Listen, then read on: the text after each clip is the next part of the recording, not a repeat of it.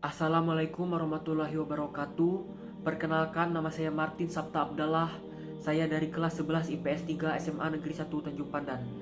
Dan kali ini saya akan membacakan khotbah yang berjudul 4 akses menuju zina. Bismillahirrahmanirrahim.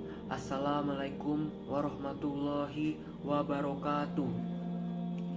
Innal hamdalillah nahmaduhu wa nasta'inuhu wastaghfiruh wa na'udzu billahi min sururi anfusina wa min sayyiati a'malina may yahdihillahu fala mudhillalah wa man yudlilhu hadiyallah.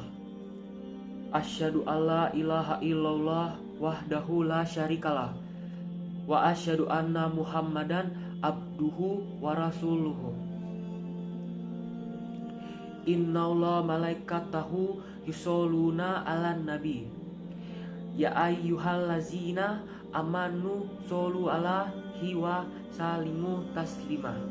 Ya ayyuhallazina amanu taqullaha haqqa tuqatih wa la tamutunna illa wa antum muslimun wala taqrabu wal zina inna ka'an fa'ahsisatan wasa asabilan. Kaum muslimin yang dirahmati Allah, bersyukur kepada Allah tidak lepas pernah memberikan nikmatnya kepada kita. Nikmat yang diberikan tersebut jumlahnya sangat banyak. Jika dihitung, tiada satupun makhluk yang mampu menghitungnya. Sholawat dan salam semoga tercurahkan kepada Rasulullah SAW, Rasul yang selalu mencintai dan menyayangi umatnya. Kecintaannya kepada umat tidak hanya ketika hidup saja, bahkan sampai di hari kiamat pun tetap beliau mencintai umatnya. Karena itu kita sebagai umatnya, mari senantiasa memberikan sholawat kepada beliau, paling tidak membacakan Allahumma sholli ala Muhammad wa ala Muhammad, yang artinya, ya Allah, berikanlah rahmatmu kepada junjungan kami Nabi Muhammad dan keluarga Nabi Muhammad. Kaum muslimin jamaah yang dirahmati Allah, di antara perbuatan yang dilarang dan berbentang dalam masyarakat serta dilakukan akan mendatangkan bahaya yang nyata adalah berbuat zina. Ia juga termasuk kepada golongan dosa-dosa besar selain syirik, serta memiliki bobot setingkat di bawah pembunuhan. Sebuah hadis menyebutkan Rasulullah pernah bersabda, tidak ada dosa yang lebih besar selain syirik daripada menuangkan setetes mani oleh seorang laki-laki kepada kemaluan perempuan yang tidak halal baginya. Hadis riwayat Ahmad Ibnu Hibban. Riwayat Imam Ahmad menyebutkan, aku tidak mengetahui sebuah dosa-dosa besar setelah membunuh jiwa yang lebih besar dari dosa zina. Selain itu, perbuatan zina merupakan salah satu penyebab putusnya anak seorang anak dengan anaknya, rusaknya kehormatan dan kesucian diri, serta sebab timbulnya kerusakan terhadap pengharmonisan rumah tangga antara suami dan istri. Melihat akibat yang timbul dari perbuatan zina sebagaimana disebutkan di atas, sangat pantas ia tergolongkan kepada perbuatan yang keji dan wajib untuk dijauhi. Seperti yang disebutkan Allah dalam firman-Nya, wala taqrabu wal zina innakan fa'asinatan wasa'a sabilan, yang artinya, dan janganlah engkau mendekati zina, karena sesungguhnya zina itu adalah perbuatan yang keji dan suatu jalan yang buruk. Quran Surat Al-Isra ayat 32. Kaum muslimin yang dirahmati Allah, seorang mukmin yang beriman wajib hukumnya menjauhi dan menghindari perbuatan ini, serta wajib menutup pintu akses yang membuka peluang terjadinya perbuatan tersebut. Akses pintu yang pertama adalah al-lazat, yang berarti pandangan pertama. Ini bisa dikatakan sebagai timbulnya syahwat. Ia merupakan awal sebab timbulnya segala bentuk kejahatan dan kedurhakaan. Barang siapa yang melepaskan pandangannya tanpa terkendali, niscaya ia akan menjerumuskan dirinya sendiri pada jurang kebinasaan. Rasulullah bersabda, dan janganlah kamu ikuti pandangan pertama dengan pandangan berikutnya. Pandangan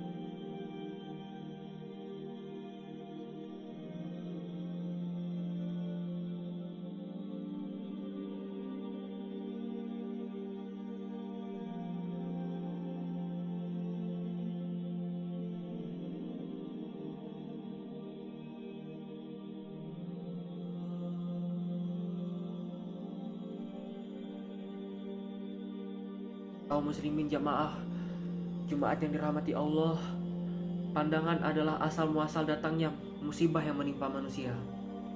Sebab pandangan itu akan melahirkan lintasan dalam benak, kemudian lintasan itu akan melahirkan pikiran, dan pikiran itulah yang melahirkan syahwat.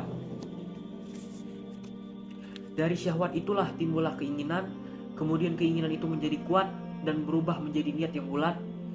Akhirnya, apa yang tadinya melintas dalam pikiran menjadi kenyataan, dan pasti terjadi selama tidak ada yang menghalanginya. Maka solusi terhadap hal ini adalah dengan bersabar, karena ia lebih ringan dibanding harus menanggung beban penderitaan yang ditimbulkannya. Kaum muslimin jemaah Jumat yang dirahmati Allah, kedua adalah al-qottorah, yaitu pikiran yang melintas dalam benak. Di sini merupakan tempat dimulainya segala aktivitas, yang baik maupun yang buruk. Di sini dimulainya lahirnya keinginan untuk melakukan sesuatu yang akhirnya berubah menjadi tekad yang bulat. Kaum muslimin jamaah Jumat yang dirahmati Allah, barang siapa yang mampu mengendalikan pikiran melintas ini,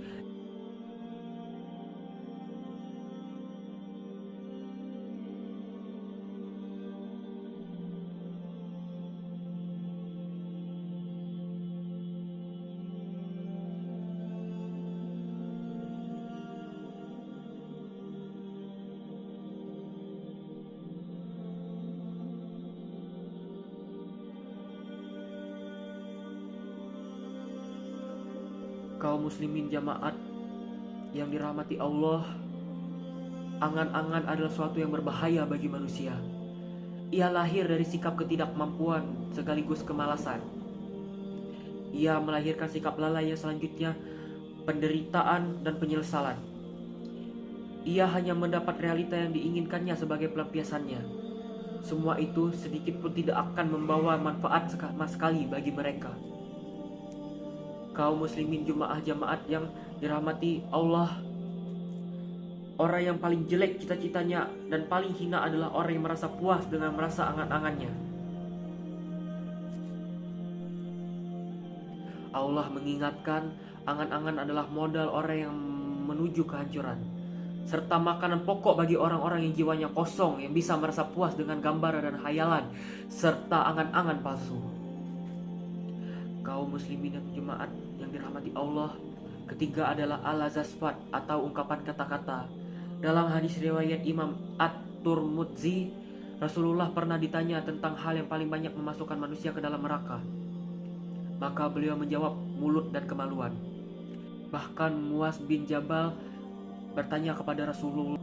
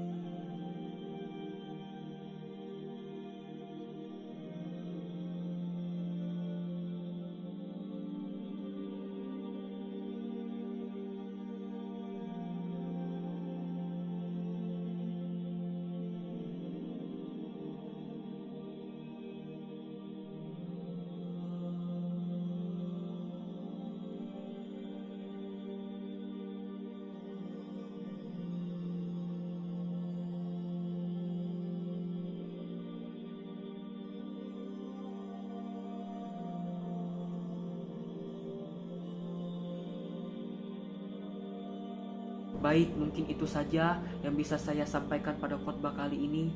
Jika ada kesalahan saat membaca, saya mohon maaf sebesar-besarnya karena saya adalah manusia biasa dan sempurna adalah hanya milik Allah Subhanahu wa taala. Wabillahi taufiq wal hidayah. Wassalamualaikum warahmatullahi